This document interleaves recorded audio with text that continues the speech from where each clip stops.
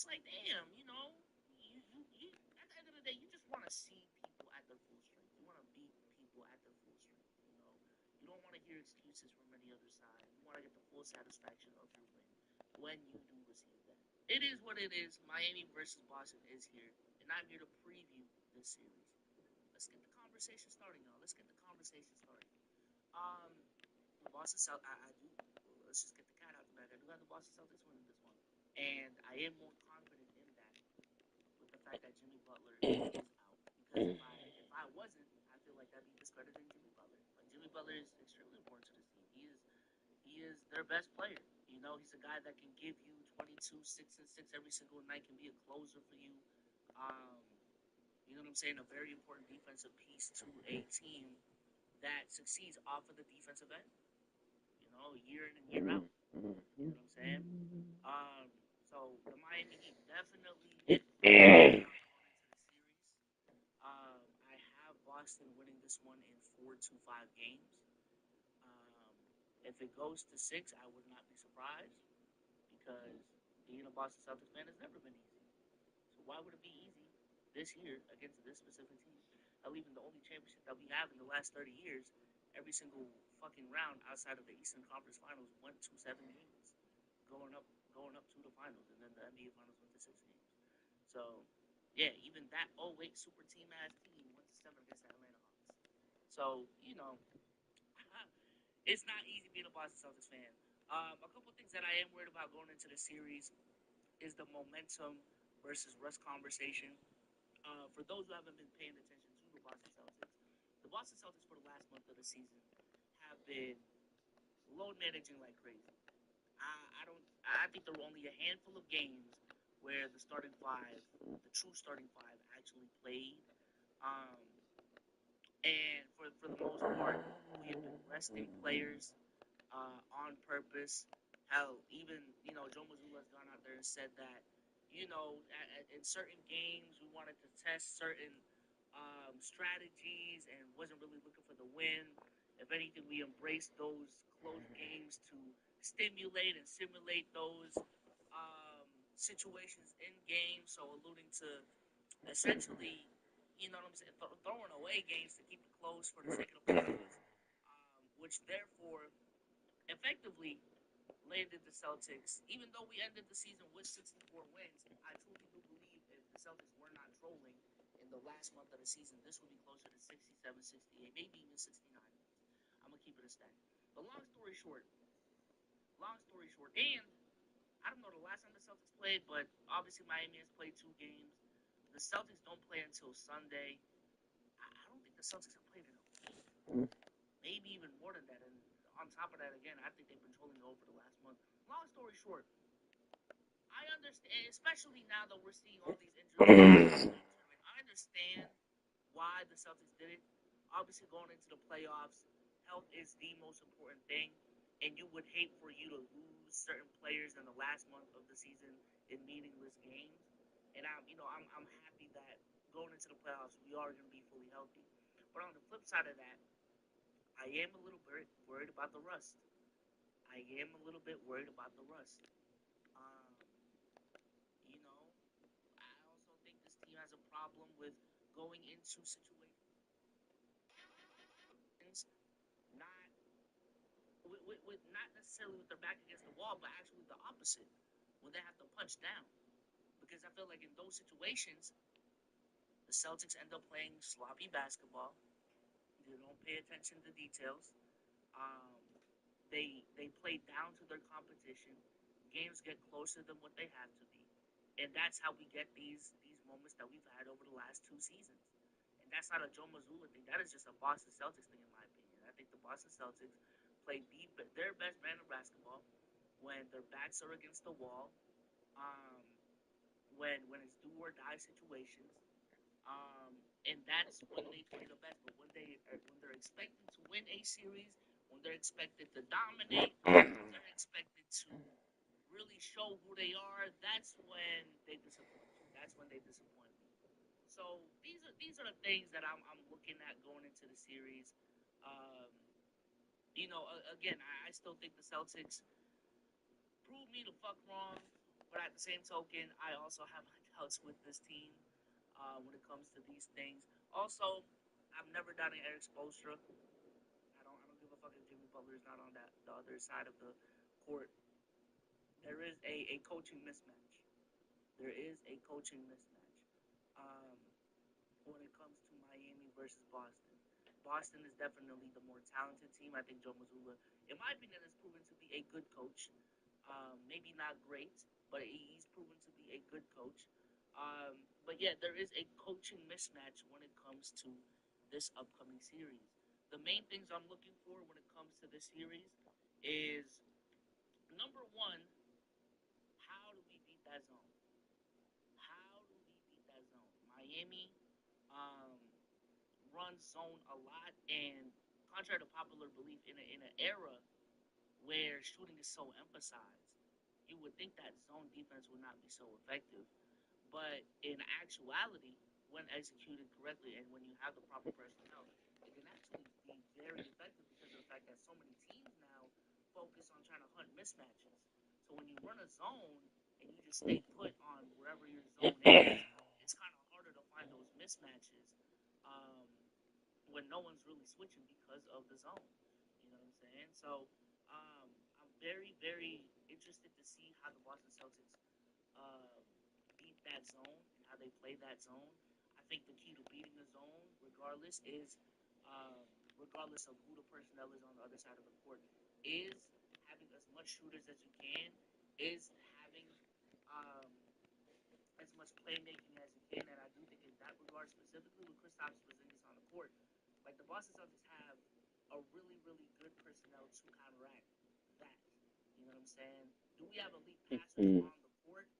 I don't think we do, but I do think we have enough perimeter from 1 through 4, from Drew, Derek White, Jalen Brown, Jason Tatum. These are wings. These are perimeter players that are good enough to make the right reads, in my opinion, to the point where I don't think it's a problem. And then again, Kristaps Porzingis being able to space out the floor, um, being able to play in that dunker spot as well, I think is going to be big for us.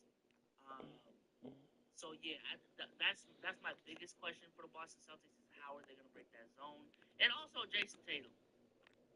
I think to me in this playoff run, the biggest question to me will be Jason Tatum.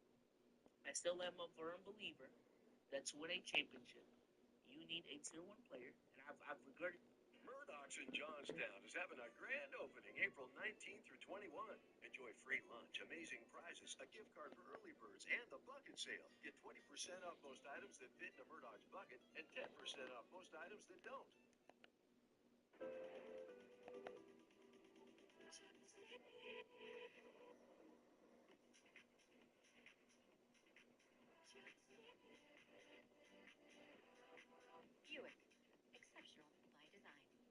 Treated this like a broken record throughout this whole season. You need a tier 1 player playing like a tier 1 level in the playoffs, to be more specific, to win that championship. And I do think, given what a tier 1 player is in today's NBA, Jason Tatum is on the line. I do think his numbers would have been better if he wasn't on a team that was so stacked where, you know, Jalen Brown needs his 18 shots, Drew Holiday needs his 10, Derek White needs his 12, Kristaps needs his 13. If Jason Tatum was on a team where he was able to get 24, 25 shots off, I think we'd be having different conversations. But nevertheless, um, that has nothing to do with how he needs to play in the playoffs. I still think there's a level that Jason Tatum can go to in the playoffs. I think there's a level that Jason Tatum needs to go to in the playoffs. And going into the series, I am paying very, very close attention, especially against a team that does not have a Jimmy Butler, how a Jason Tatum is going to play in the first round. Is he going to dominate? Is he going to assert his dominance? Is he going to let motherfuckers know that he is here and he is not playing this year? I'm not playing this year. I ain't going to lie. If I'm Jason Tatum, game 1, I'm making a statement game. I'm trying to drop 35 games. I'm trying to make a statement to the rest of the league that, yo, not only are we here, yo, I'm here. You know what I'm saying? I was playing with y'all in the regular season. You know what I'm saying? I was doing what was best for the team in the regular season. Now I'm still gonna do What's needed for me in the playoffs is for me to be assertive, for me to be dominant, and take my game to the next level. So I'm looking at a Jason Tatum. I'm also looking at a Jalen Brown. Did you improve your playmaking? Are you going to be more effective as a defensive player in this series? I'm looking at a Jalen Brown in that regard. I'm looking at a Kristaps Porzingis. You know what I'm saying? I do believe he provides certain mismatches on the offensive end that'll help us. But Kristaps Porzingis, let's not forget, he was known as Tingus Pingus for a minute. He was known as Tingus Pingus for a minute. And going up against Bam Adebayo, I'm assuming is going to be his primary defender. How is Kristaps Porzingis going to respond to the physical, one of the best defenders in the league, Bam Adebayo, both offensively and defensively? How is that going to hold up? You know what I'm saying? So I'm definitely looking out for a lot of things with the Boston Celtics with a bigger picture in mind. Um, but I think from a talent perspective, the Boston Celtics have all the tools to end this series in 4 to 5 games. Um, we just gotta go out there. We just gotta go out there and prove it. Um, and I ain't gonna lie, bro. After a 64 win season with this talented of a team, I'll go on record right now. If the Boston Celtics do not win this series, if the Boston Celtics do not win this series against the Miami Heat, if even after winning 64 games, retooling, having another year under our belt, all of this healthy, we do not beat this team without Jimmy Butler, I am not going to be a Celtics fan after this playoff run. I'm sorry.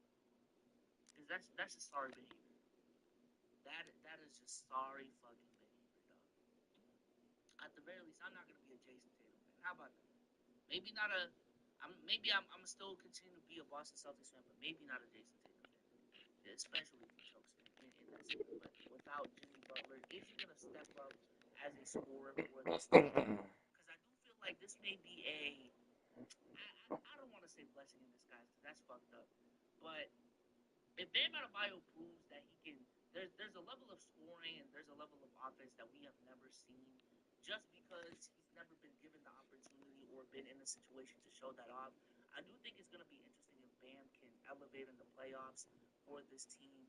I think Tyler Hero has a lot of questions to answer as well after not being on the team last season. Um, can he step up with the absence of Jimmy Butler? There's a lot of players with the absence of Jimmy Butler that can really prove themselves in this series. And I'm looking at Tyler Hero and Jaime Jaquez Jr. specifically to fill that role. I do think when it comes to the future of this franchise, let's keep it a stat. Jimmy Butler is 34. Jimmy Butler is 34, about to be 35. He is an aging player. He is a veteran in the league. So if their 24-year-old player or their 22-year-old rookie can step up and provide some sort of light as to what future Miami basketball could be in combination with Bam Adebayo still only being 26, 27. I do think for Miami, there's a lot of really good things that we can look forward, that y'all can look forward to in this series. Nikola Jovic as well getting more opportunities. I believe he started today's game against the Chicago Bulls. Um, a lot of things to look forward to for Miami in the series. And also for me, listen, Eric Spoelstra, if you pull off some dark magic, if you if you even somehow, some way push this Celtics team to 7 games, that's gonna be some godlike shit. And I can only hate so much because at some point you gotta tip your hat to coaching greatness, especially if he's Filipino. You know what I'm saying? I'm very happy that one of the greatest minds. Skip the foreplay. You know what I'm saying? Stop rubbing my clit. Just put it in. Long story short, skip the foreplay. You know what I'm saying? Stop rubbing my clit. Just put it in. Long story short, skip the foreplay. In the league right now, but of all time is a Filipino. So Eric Spoelstra, you are making us proud with how you are coaching this team. So shout out to Eric Spoelstra.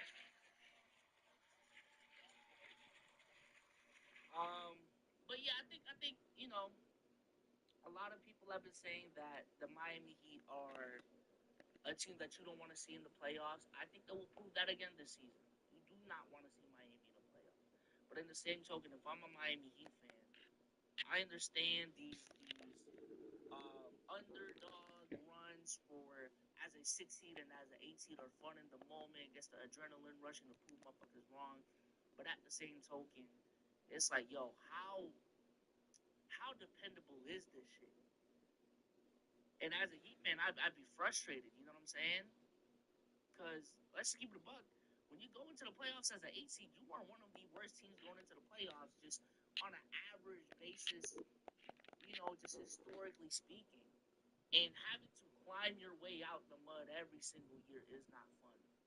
You know what I'm saying? So for the Miami Heat, like, I understand, I respect what y'all did last season, but y'all have put yourselves in a position, even though y'all made the finals last season again, that to go go back there and potentially win another championship, you gotta go through the gauntlet. So much so that in a weak Eastern Conference, you have to face a 64-win team in the first round and play two play-in games just to get there. Like, if I'm a Miami Heat fan, I'm still pissed. I'm still pissed because if we played better in the regular season, we may not even be in a position where Jimmy Butler gets injured. In that first playing game. So I think this is another season where Miami needs to get it out the mud again if they want to make a deep playoff run. Which if I'm a Miami Heat fan, it would start to be getting old to me. If not already getting old. Um, like, damn, can we just go into the playoffs as a high seed and be expected to win and have these competitive ass series instead of being extreme underdogs trying to pull off Cinderella stories every single year? You know what I'm saying? But nevertheless, I'm keeping my energies high. I'm keeping my energy positive. Okay, I'm confident that the Boston Celtics are gonna get the job done. I'm confident that the Boston Celtics are gonna have a great playoff run. I do have them winning it all this season, and it's time to get the boogeyman out of here. It's time to beat allegations. It's time to respond. It's time to show motherfuckers who we really are. Okay, all right. As far as the Miami Heat, um, listen, shout out to the Miami Heat again. This is a franchise that as much as I hate seeing the smelly, sweaty ass franchise in the playoffs every single fucking year, I gotta tip my hat off to them for being consistently good every single year. They always keep it competitive, and I expect nothing less. Even if it's a sweep, I expect it to be a sweep. Even if it is a sweep, I expect the games to be close. Is it annoying? Absolutely. Twitter will be an annoying place to be. This comment section will be an annoying.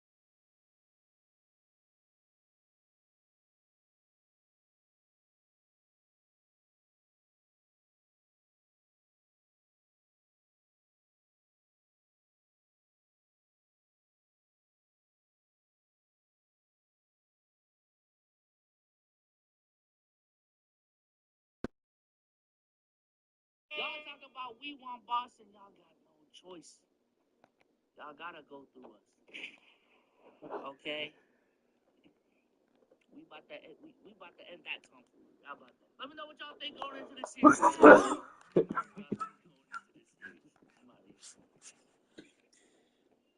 Ice cream cake makes everything better. Baskin Robbins. Seize the yay. On the plate. I'm understood. Yeah, apologies to so much. Next up, we have Cole Palmer. Yeah, he's good. What a season he's having. Experience in England, not much big tournament experience, or not any similar senior team, but he is having a great season, albeit Josh Hart. For me, that player plays with so much swagger. Even did you watch the Euro tournament under 21s last night? James Chancellor Trophy. Well, he was balling out. He had personally for me. He's going to be obviously fighting with Saka. Saka's going to start, but he's going to come on for Saka. If Saka does come on, so definitely. So that sounds like on the plane to me. Everyone agree with that one? He's not. He's exactly. He won't be in contention to start. Like that position is locked up. He'll be in the right. Definitely want to be one of the impact subs, and I think it's always where you were saying earlier as well, like take certain positions, a youngster here and there. He's one of the youngsters that the way he's taking responsibility at Chelsea, the so much no way confidence. you can ignore it. No way. Then we got on the plane. Levi Colwell. You mentioned his name briefly just now. I think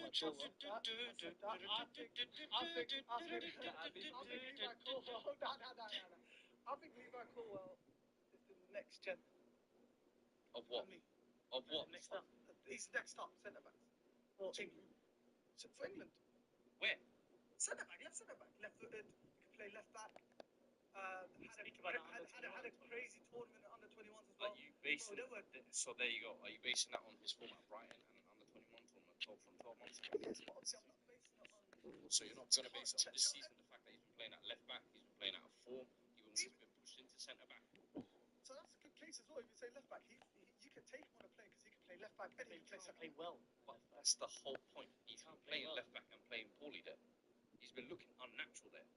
So it's like, for me, the Levi Colwell pick, as much as I think he's got high potential and he could be that kind of long-term solution, I think right now, there's no way you can consider him for this squad. I think we love the idea of Levi Colwell more than the reality of him, man. Like, I'm not. No, because I think at Brighton he did look special. No, I'm not saying we were wrong to. I think obviously when you take that step next to Chelsea with the expectations. next to Lewis Dunk. That's a great education. Him and Lewis Dunk were beautiful to watch. Sometimes it was great. That was a nice combo. I like that still. Yeah, but Lewis Dunk, for you, there's someone who likes defending. Lewis Dunk is one of the best we've got in England. He's not up in this list. We're gonna have a chat about him. Thoroughbred. He's coming up in this list. We're gonna have a chat. I hope he is anyways. See, Lewis Dunk up in this list at some point. Yeah, that's a real. 65 names. I know a lot of players. Exactly. So we've got to get through these. I'm not gonna lie. Levi Colwell just misses out. I think just misses out. Yeah, just misses out. Another player, Connor Cody. He went to the World Cup. He's playing in the Championship now, I believe, right? Championship right now. Leicester, yes. Just doing alright, but he is not going to be going to the enjoy IB for lads. Conor Gallagher. And this one is on its own conversation. Because in my opinion, he could make the play or he could just miss out. It's one of those two categories, right? He's no higher, no lower. But it's one of them ones that take away just your personal bias if you have a bias against him. Think about that option, those extra legs that England might need.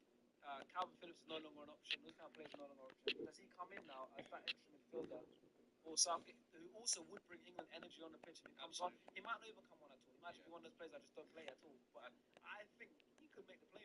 I'll put him on the play. 100%. What do you guys think his best role is on the pitch?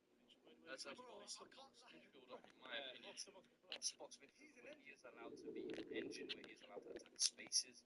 For me, he is someone, sets the press. And I think when you're fading in those kind of second halves, that's the kind of almost Duracell. And if I'm honest, him coming immediately excludes Henderson from this team. So you need him. You can't have both. You see what I'm saying? We can get Henderson later, of course, but Conor Gallagher for me has to be. And especially the way he's played for Chelsea this year.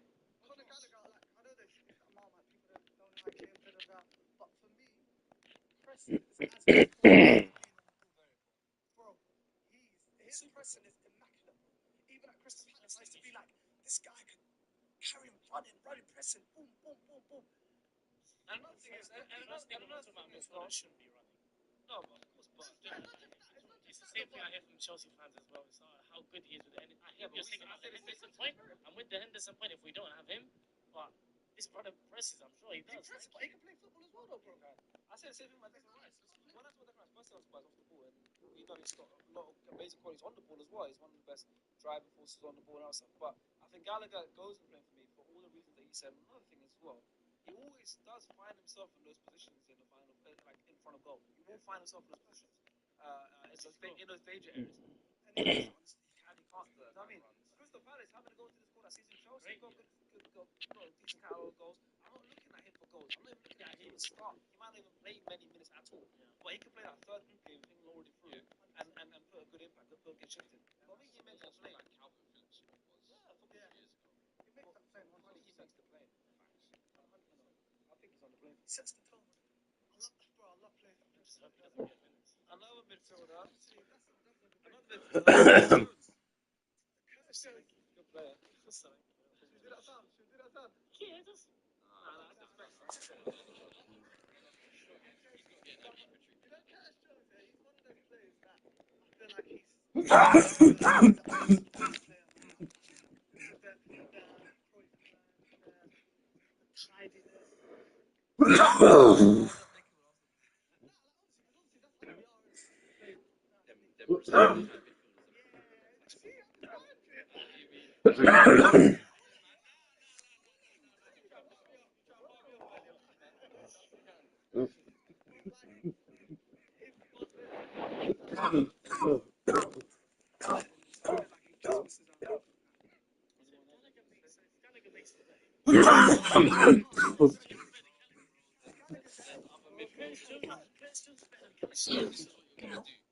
gonna send yourself down a slippery slope.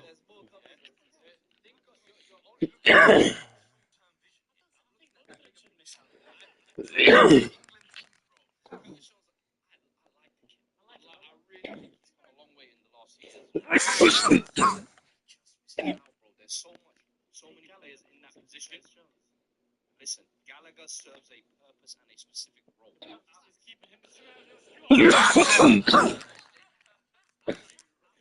you're having is like this player is not better than this player, so he shouldn't make it. It's not all about who's better than who. It's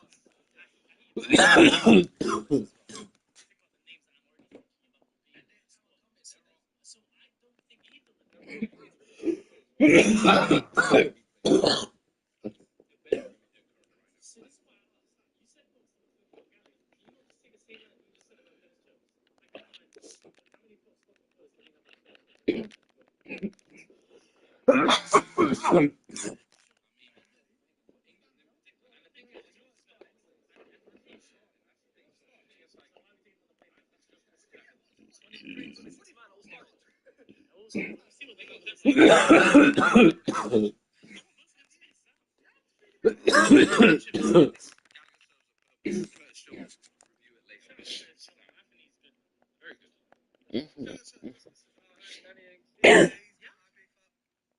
I'm sorry, is there a tier below IB?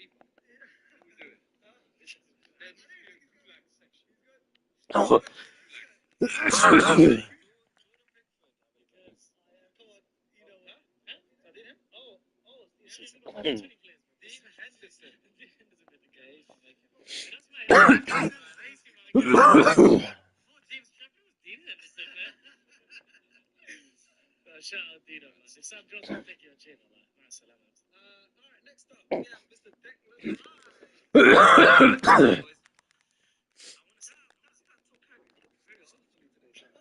You did this on purpose, but it's okay. It's okay. It's okay. It sounded really well.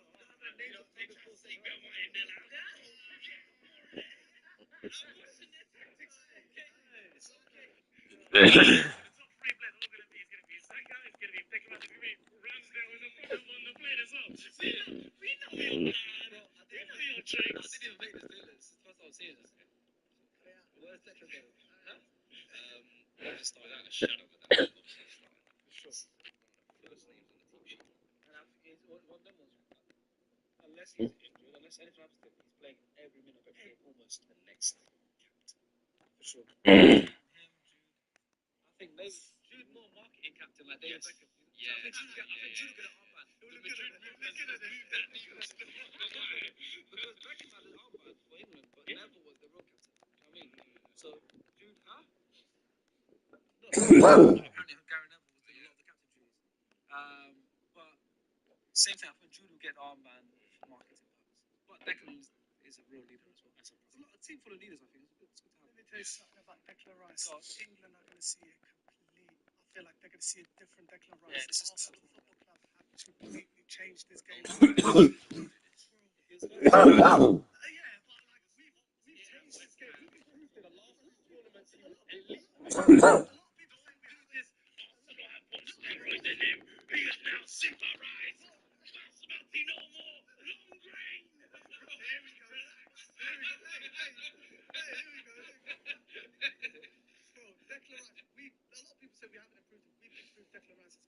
For sure. No, for sure. He's gotten better. But that's just Yeah. every year. What's he got? That's what I feel like England see a different Declan Rice. What's he going better? Progressive passing. It was beautiful, progressive. It wasn't progressing. It wasn't not progressing. No, but better and naturally improve, and also. Yeah, that's because I'm of saying the. it's also gone up a level. It's gone up a level. It's like in terms of clubs, Of course, and managers in terms of tactical side of things. Of course, it's going to improve. And Declan Rice is the kind of player, spoken about before. He's someone who's scary how fast he improves in general. Like Declan Rice, every year.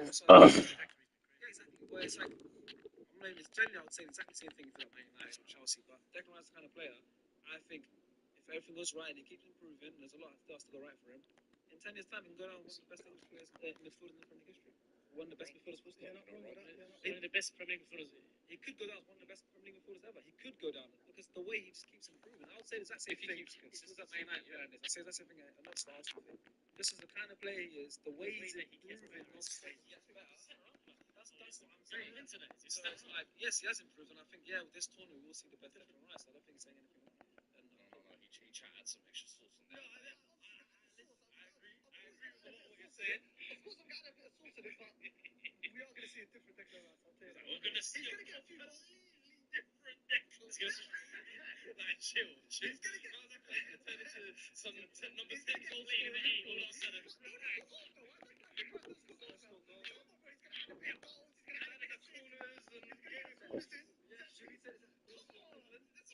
Listen, get him off Harry Kane. Just get him off. should he take the corners for England? They haven't got the centre half that at Arsenal. I don't know, there's something different about the way that Arsenal do it. That's the Arsenal thing. They could do. England have big defenders. Well, when's the last time I got the squad from set piece? He Well, went well, he went to well, Paris 2018. He was going crazy. He was mad. He dropped the mad things. Who takes corners for them? Probably Saka will take on the right side, and then I don't know whoever's taking the left side. Mason. Yeah. Trippier won't start. We're leaving him the pitch to take the corners. So I feel like he might actually take corners. Maybe Trippier could shout off. If Trippier starts, he'll be on set pieces for sure. But Declan Rice is another option. Maybe if they want to see move on. Maybe English take Nicholas over. Arsenal set piece coach. You know what I mean? Next, Dominic Calvert-Lewin. Yeah, man, that's the gulag. That's the gulag, right? Why the hell is he on this list? I don't know. It seems to put a lot of England. Why the hell is he on this list? I think it's like the just said. Next up, Dom Solanke. That's the boy. I think he just misses. He's had a great Stop saying this.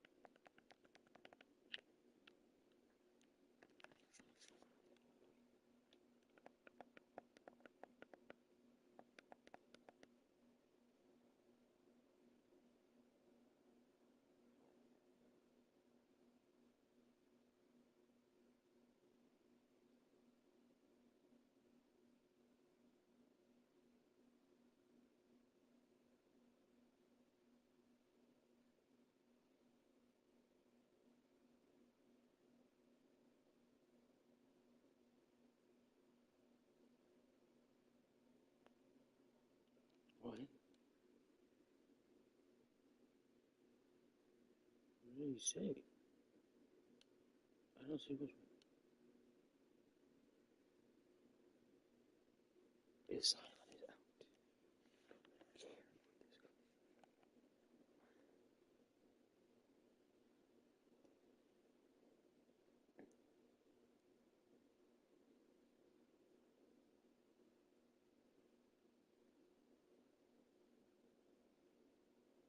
What's wrong? Is this?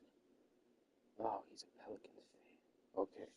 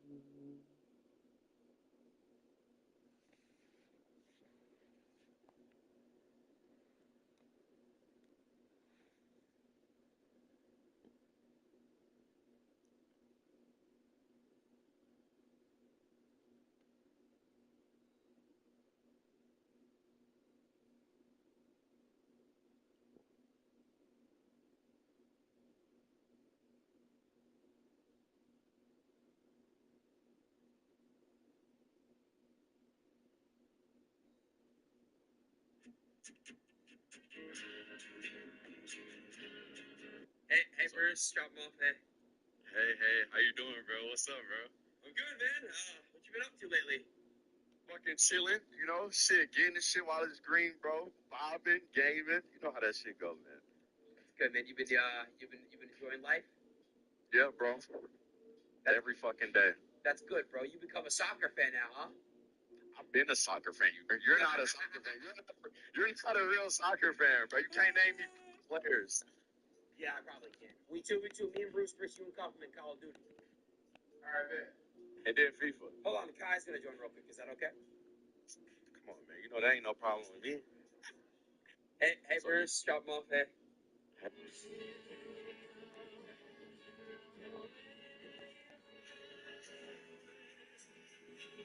It's really the little things that make me so mad. Because why? Why does this literally not fit? It comes off in 2 seconds. Put the whole thing on. Oh, wait, now it fits. I'm done. It's really the little things that make me so. Dude, you're kind of ugly. You're not funny. How'd you get your followers? You know I do porn, right? It's. All right. Let's go. Oh, Jesus. Bitch, bitch, you got that badass bitch. Right. Bitch, bitch, you got that badass bitch. Right. Bitch, bitch, you got that badass bitch. Right. Bitch, bitch, you got that badass bitch. Right.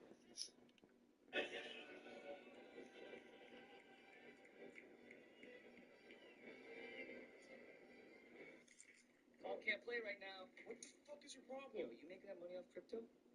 It's not your business. It is my business. You're gonna lose all your fucking money I again. know what I'm doing, all right? No, you don't, dude. I promise you wouldn't do that shit. That's why I've been going to do this week. I don't have to fix toilets. I've been busting my ass ever since mom and dad lost the motel, and you're gonna sit here and gamble while they're going to work for Samchun? Yo, you really think you should be lecturing me when you're the one who let us go to shady shit at the motel? That's why we lost it in the first place. He's our cousin. I did not know. It's a bunch of fucking losers. Write down all your passwords, man. All of them, all your accounts. What the fuck are you talking about? I'm gonna change it so you can't access that shit. Yo, are you fucking serious? Yo, write down all your shit, or you can start paying rent.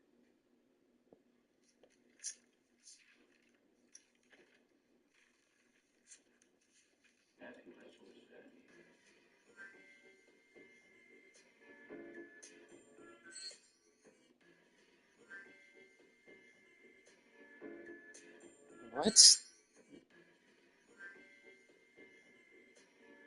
I didn't.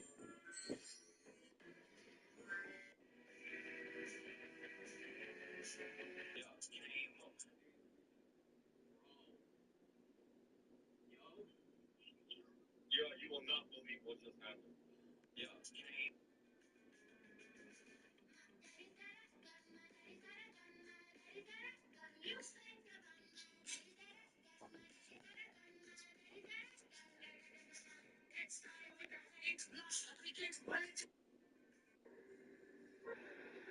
There's Neves to tee it up.